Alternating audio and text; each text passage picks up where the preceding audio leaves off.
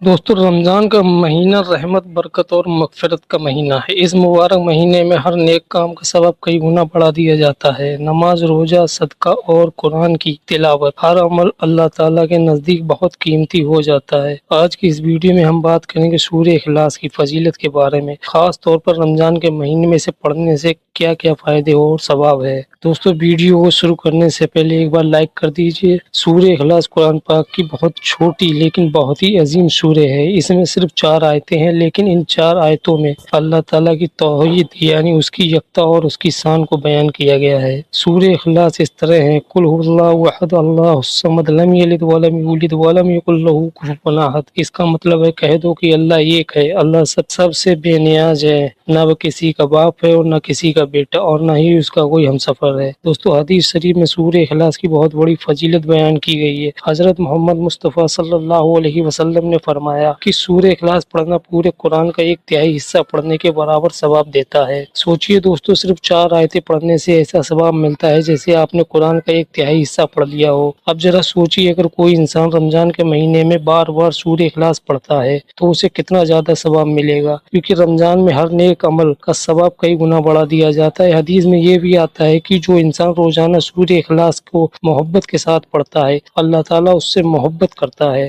ایک صحابی تھے جو ہر نماز میں سورہ اخلاص پڑھا کرتے تھے۔ جب ان سے پوچھا گیا کہ آپ ہمیشہ یہی سورہ کیوں پڑھتے ہیں تو انہوں نے کہا کہ مجھے اس سورہ سے بہت محبت ہے۔ جب یہ بات نبی کریم صلی اللہ علیہ وسلم تک پہنچی تو آپ نے فرمایا کہ اللہ بھی اس انسان سے محبت کرتا ہے۔ دوستو رمضان کے مہینے میں اگر ہم کچھ آسان لیکن بہت ثواب والے عمل کرنا چاہتے ہیں تو ان میں سے یہ سورہ اخلاص کی کثرت سے تلاوت کرنا ہے۔ علماء بتاتے ہیں کہ اگر کوئی انسان 3 بار سورہ اخلاص پڑھ لے تو اسے پورے قرآن پڑھنے کے برابر ثواب ملتا ہے۔ اسی طرح اگر کوئی انسان 10 بار سورہ اخلاص پڑھے تو اللہ تعالیٰ اس کے لیے جنت میں ایک محل بنا دیتا ہے۔ یہ بات بھی حدیث میں بیان کی گئی ہے۔ سوچئے دوستو، کتنا آسان عمل ہے اور کتنا بڑا انعام ہے۔ رمضان میں ہم اسے اپنے روزمرہ کے عمل میں شامل کر سکتے ہیں، جیسے فجر کی نماز کے بعد 10 بار سورہ اخلاص پڑھ لیں، افطار سے پہلے کچھ بار پڑھ لیں، تراویح کے بعد پڑھ لیں، سونے سے پہلے 3، 11 یا 21 بار پڑھ لیں۔ ایک اور بہت ہی سندر عمل حدیث میں بتایا گیا ہے: سونے سے پہلے سورہ اخلاص، سورہ فلق اور سورہ ناس پڑھ کر ہاتھوں پر دم کریں اور پورے جسم پر پھیر لیں۔